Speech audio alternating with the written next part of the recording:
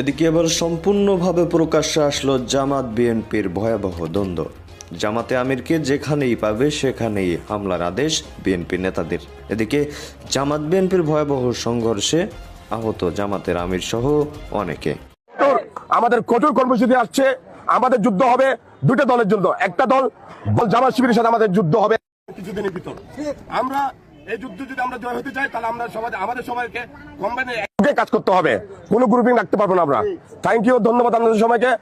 এই নামটি উচ্চারণ করতে হলে তারেক রহমানের উজু করে নামটি উচ্চারণ করবেন, কারণ স্বাধীনতার মহান ঘোষকের সুযোগ্য পুত্র বাংলাদেশের বৃহত্তম রাজনৈতিক দলের চেয়ারপারসন হচ্ছে বেগম শহীদ প্রেসিডেন্ট জামাতুশ্বরী তারেক রহমান। তার নামটি উচ্চারণ করতে হলে উজু করে করবেন, তার নামটি উচ্চারণ করতে হলে উজু। সম্মানিত দর্শক, এই মাত্র বিএনপি এবং জামাতের ভয়াবহ সংঘর্ষ শুরু হয়েছে। বিএনপি এবং জামাতের সংঘর্ষে রণক্ষেত্রে পরিণত হয়েছে। দর্শক, এই ভিডিওতে আপনারা দেখলে বুঝতে পারবেন আওয়ামী লীগ এবং বিএনপির সাথে হাত মিলিয়ে জামাতকে যেভাবে গণদোলায় দিচ্ছেন এবং জামাতের সাথে যে বিএনপির ভয়াবহ সংঘর্ষ শুরু হয়েছে সেখানে কি ভয়াবহ পরিস্থিতি এই ভিডিওতে আজকে আপনারা দেখতে পারবেন। দর্শক, ভিডিওটি খুবই গুরুত্বপূর্ণ হতে চলেছে, তাই এক সেকেন্ডও না টেনে সম্পূর্ণ ভিডিওটি দেখবেন। চ্যানেলে নতুন হয়ে থাকলে সাবস্ক্রাইব করে রাখবেন। পরবর্তী ভিডিওর জন্য একটি লাইক করে দেখতে থাকুন সম্পূর্ণ ভিডিওটি। আমাদের কঠোর কর্মসূচি আসছে, আমাদের যুদ্ধ হবে দুটো দলের জন্য। একটা দল জামাত শিবিরের সাথে আমাদের যুদ্ধ হবে কিছুদিনের ভিতর। আমরা এই যুদ্ধ যদি আমরা জয় হতে চাই তাহলে আমরা সবাই আমাদের সবাইকে কম্বাইনে কাজ করতে হবে, কোনো গ্রুপিং রাখতে পারবো না আমরা। থ্যাংক ইউ, ধন্যবাদ আপনাদের সবাইকে।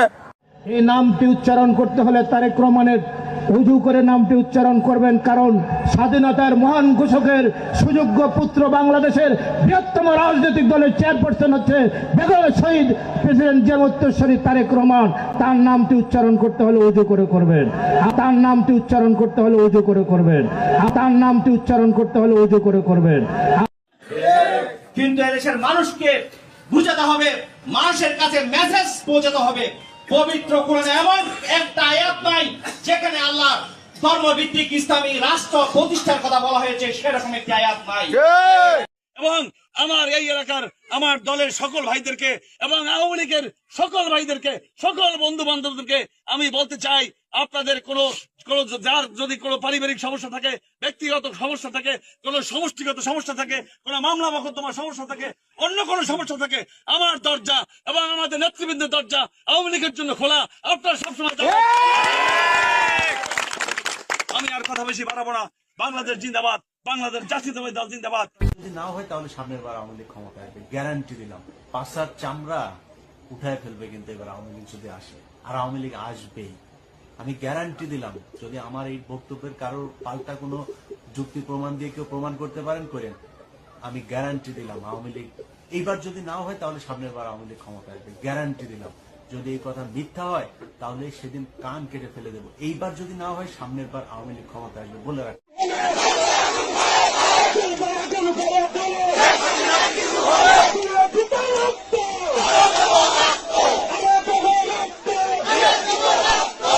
আওয়ামী লীগ কোনো দিন এ দেশ থেকে মুছে যাবে না, এত সহজ না।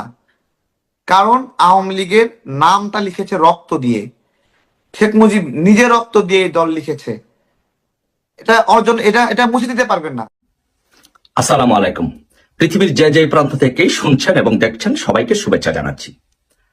সো বর্তমানে বাংলাদেশের রাজনৈতিক যে প্রেক্ষাপট, সেই প্রেক্ষাপটে মনে হচ্ছে যে মার্চই হবে বাংলাদেশ আওয়ামী লীগের ঘুরে দাঁড়ানোর মাস। মার্চই হতে পারে বাংলাদেশ আওয়ামী লীগের বিজয়ের মাস।